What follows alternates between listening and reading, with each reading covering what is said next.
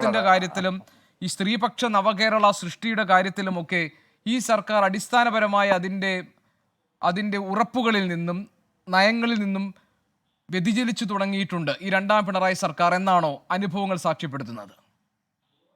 അതായത് ഞാനിപ്പം ഈ ഒരു 10-12 വർഷം കൊണ്ട് 7000-ഓളം ദളിത് ആദിവാസി കോളനികളിൽ പോയിട്ടുള്ള ആളാണ്. അത് ജനമൈത്രി പോലീസിന്റെ ഭാഗമായിട്ട് പോലീസുകാരോടൊപ്പമാണ് പോയിട്ടുള്ളത്. അങ്ങനെ പോകുമ്പോൾ ഇപ്പൊ നോക്ക്, ഒരിടത്ത് പോകുമ്പോൾ ഉണ്ടാവും ഒരു കുട്ടി റേപ്പ് ചെയ്യപ്പെട്ട് അവിടെ പ്രസവിച്ച് കിടക്കുകയാണ്, ഒരു മനുഷ്യനും അറിയുന്നില്ല.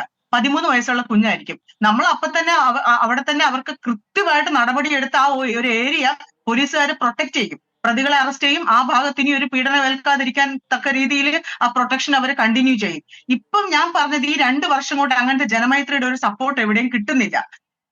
മുമ്പ് കൊടുത്തോണ്ടിരുന്ന അല്ലെങ്കിൽ പോലീസ് വിസിറ്റ് ഉണ്ടായിരുന്ന ഇടങ്ങളിലേക്ക് അവരത് കംപ്ലീറ്റ് ആയിട്ട് സ്റ്റോപ്പ് ചെയ്തു. ഇതിനൊക്കെ ഒരു റീസൺ ഉണ്ടാവും. ആ റീസൺ ആണ് ഞങ്ങൾക്ക് അറിയേണ്ടത്.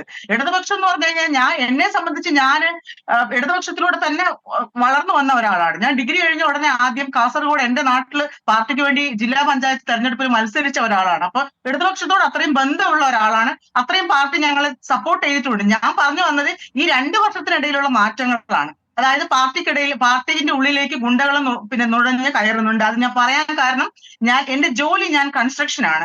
ഞാൻ കൺസ്ട്രക്ഷൻ കോൺട്രാക്ടർ ആണ്. അപ്പൊ തൃശ്ശൂർ തൊട്ട് തിരുവനന്തപുരം വരെ കൺസ്ട്രക്ഷൻ സൈറ്റ് ഉള്ള ആളാണ് ഞാൻ. അപ്പൊ ഈ ടൂറിസം മേഖലയിൽ വർക്കലയിലൊക്കെ ഞങ്ങൾ വർക്ക് ചെയ്യുന്ന സമയത്ത് ഇപ്പൊ ഏതെങ്കിലും ഡിവൈഎഫ്ഐ പ്രവർത്തകരാണെന്ന് പറഞ്ഞ് കുറച്ച് ഗുണ്ടകൾ കയറി വരുന്നു, ഞങ്ങളെ ഭീഷണിപ്പെടുത്തുന്നു. എന്നെ തടങ്കലിൽ വെക്കുന്ന പോലെ 25 ഗുണ്ടകൾ വന്ന് എന്നെ തടങ്കലിൽ വെക്കുന്ന പോലെ അയിരൂർ SIയോട് ചോദിച്ചു നോക്കണം. രാവിലെ 10 മണിക്ക് ഞാനൊരു മെഷർമെന്റ് എടുക്കാനായിട്ട് ഡ്രൈവറുടെയും 2 ജോലിക്കാരുടെയും കൂടെ സൈറ്റിൽ എത്തിയതാണ്. 10:30 ഗുണ്ടകൾ വന്ന് എന്നെ വളഞ്ഞിട്ട് ഉച്ചയ്ക്ക് 1 മണിക്കാണ് വിട്ടത്. പോലീസിന് കേസ് എടുക്കാൻ പറ്റൂല, കാരണം അത് അത്രയും രാഷ്ട്രീയ സപ്പോർട്ടുള്ള ഗുണ്ടകളാണ്. അത് എന്റെ തൊഴിലാണ്, എന്റെ ചോറാണ്. ഞാൻ പണിയെടുത്ത് ജീവിക്കുന്ന ഒരാളാണ്. എനിക്ക് വേറെ വരുമാനമില്ല, എനിക്ക് പൂർവിക സ്വത്തുക്കളില്ല. അച്ഛന്റെ അമ്മയുടെ ഒറ്റ മകളാണ് ഞാൻ. എന്റെ അച്ഛനും അമ്മയും മരിച്ചുപോയി, എനിക്ക് സഹോദരങ്ങളില്ല. അപ്പൊ ഞാൻ കൃത്യമായിട്ട് പണിയെടുത്ത് എന്റെ കുടുംബം മുമ്പോട്ട് പോകേണ്ടത് എന്റെ ആവശ്യമാണ്. അങ്ങനെയുള്ള എന്നെയാണ് വർക്കലയിൽ വെച്ചിട്ട് ഇതുപോലെ അയിരൂർ 10:30 വിളിച്ച സ്പോട്ടിൽ SI വന്നു, ഒരു പാർട്ടി പോലീസ് വന്നു. അവർ ആ ആൾക്കാരെ, ആ ഗുണ്ടകളെ പിരിച്ചു വിടാനായിട്ട് എത്ര മണിക്കൂർ എടുത്തെന്നറിയാമോ? അപ്പോഴെനിക്ക് മനസ്സിലായി ഇത് ഭയങ്കര രാഷ്ട്രീയ സ്വാധീനമുള്ള ആൾക്കാരാണ്. നമ്മൾ ഇതിന്റെ പുറകെ കേസിന് പോയിട്ട് കാര്യമില്ല. ഇത്തരം സാഹചര്യങ്ങൾ തൊഴിലിടങ്ങളിലും എവിടെയായിരുന്നാലും നമ്മൾ സുരക്ഷിതരായിരിക്കണം. അത് മുഖ്യമന്ത്രി ഇന്നൊരു മറുപടി തന്നിരുന്നെങ്കിൽ കേരളത്തിലെ ജനങ്ങൾ എപ്പോഴും സന്തോഷവാന്മാരായനെ. കാരണം ആ മുഖ്യമന്ത്രി നേരിട്ടത് ഞാൻ പ്രൊട്ടക്ട് ചെയ്യും എന്നീ പൊതുസമൂഹത്തിനോട് പറഞ്ഞാൽ അത് ഞങ്ങൾക്കൊക്കെ ധൈര്യമാണ്. ആ വാക്കുകളാണ് ഞങ്ങൾക്ക് കേൾക്കേണ്ടത്. മുഖ്യമന്ത്രിയാണ് പറയേണ്ടത്. മുഖ്യമന്ത്രിയെ 2ാം വട്ടവും ജയിപ്പിച്ച ജനങ്ങളാണ് ഇവിടെ ഉള്ളത്. ഞങ്ങളെല്ലാം ഇടതുപക്ഷത്തെ സപ്പോർട്ട് ചെയ്യുന്നവരാണ്. ഇടതുപക്ഷത്തിന്റെ അടിസ്ഥാനത്തെ വോട്ട് എന്ന് പറയുന്നത് ഇവിടുത്തെ ദളിത് ആദിവാസികളുടെ മാറാത്ത വോട്ടാണ്. ഞങ്ങളിവിടെ 75 ലക്ഷം പേരുണ്ട്, ദളിതരും ആദിവാസികളും ദളിത് ക്രൈസ്തവരും അടക്കം. ഞങ്ങൾ അത്രയും പാർട്ടിയെ പിന്തുണയ്ക്കുന്നുണ്ട്. അത് ഉറച്ച വോട്ടാണ്. പക്ഷേ ആ ഒരു തിരിച്ചുള്ള സ്നേഹം ഞങ്ങളെടുത്ത് തന്നില്ല. ഞങ്ങൾക്ക് രാധാകൃഷ്ണ മിനിസ്റ്ററെ പോലും നഷ്ടപ്പെട്ടു.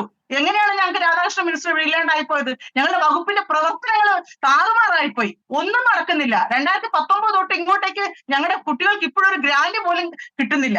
പഠനം പലർക്കും പരീക്ഷ എഴുതാൻ പറ്റുന്നില്ല. ഒരു ഫീസ് പോലും സർക്കാർ അടച്ചു കൊടുക്കുന്നില്ല. അപ്പൊ ഇതൊക്കെ ഞങ്ങൾക്ക് ഒരുപാട് പ്രശ്നങ്ങളുണ്ട്. ഏറ്റവും നന്നായി കൊണ്ടുപോയിരുന്ന ഒരു വകുപ്പാണ്. ഞങ്ങളുടെ 691 കുട്ടികളെ ലണ്ടൻ അടക്കമുള്ള വിദേശ യൂണിവേഴ്സിറ്റികളിൽ എത്തിച്ച സർക്കാരാണ്. ഇപ്പൊ ഞങ്ങളെ കൈയൊഴിഞ്ഞ പോലെയാണ്. ഞങ്ങളുടെ വകുപ്പിന്റെ ഒരു കാര്യവും നടക്കുന്നില്ല. കാരണം ഒരു അസുഖം വന്ന ഒരു ആശുപത്രി പോയി കഴിഞ്ഞാൽ ചികിത്സാ ധനസഹായം തന്നോണ്ടിരുന്നു. കിഡ്നി ട്രാൻസ്പ്ലാന്റേഷൻ, ലിവർ ട്രാൻസ്പ്ലാന്റേഷൻ എല്ലാം സർക്കാർ ഞങ്ങൾ അത്രയും പിന്തുണച്ചിരുന്നു. ഇപ്പൊ ഒരു 2-3 വർഷം കൊണ്ട് ഈ വകുപ്പിനെ ഒന്നും അല്ലാതാക്കി കളഞ്ഞു. രാധാകൃഷ്ണ മിനിസ്റ്റർ ഇവിടുത്തെ നാട് കടത്തി എന്ന് മാത്രമേ പറയാനുള്ളൂ. അപ്പൊ അത് വലിയ ശോഷണം സംഭവിച്ചിരിക്കുന്ന ഇവിടുത്തെ അടിസ്ഥാന വിഭാഗത്തിനാണ്. അത് തിരിച്ചെടുക്കണം. അത് മുഖ്യമന്ത്രി തന്നെ പറയണം. ശക്തമായിട്ട് തിരിച്ചു വരും. ഈ കേരളത്തിലെ ജനങ്ങൾക്ക് മുഖ്യമന്ത്രിയാണ് പറയേണ്ടത്. നിങ്ങളെ ഞാൻ സംരക്ഷിക്കാൻ പറ്റും. ഞാൻ വിചാരിച്ചാൽ ഇവിടെ നടക്കുന്ന ആഭ്യന്തര വകുപ്പ് ഇവിടെ ഉള്ളൂ. അത് നിങ്ങളെ സംരക്ഷിക്കാനുള്ളതാണെന്ന് കേരളത്തിലെ മുഖ്യമന്ത്രി പറയണം. അത് കേൾക്കാനാണ് ഞങ്ങൾക്ക് ഇഷ്ടം. വീണ ജോർജ് അല്ല അത് പറയേണ്ടത്. വീണ ജോർജ് അടുത്ത ഓപ്ഷൻ ആണ്. ഇവിടെ പോലീസിംഗും ബാക്കി സുരക്ഷിതത്വവും കൈകാര്യം ചെയ്ത മുഖ്യമന്ത്രിയാണ്. അദ്ദേഹം തന്നെ അത് പറയണം. അപ്പോഴേ അത് വാല്യൂ ഉള്ളതാവുന്നുള്ളൂ. അത് കേൾക്കാത്തത് കൊണ്ട് കടുത്ത നിരാശയും ഞങ്ങൾക്കുണ്ട്.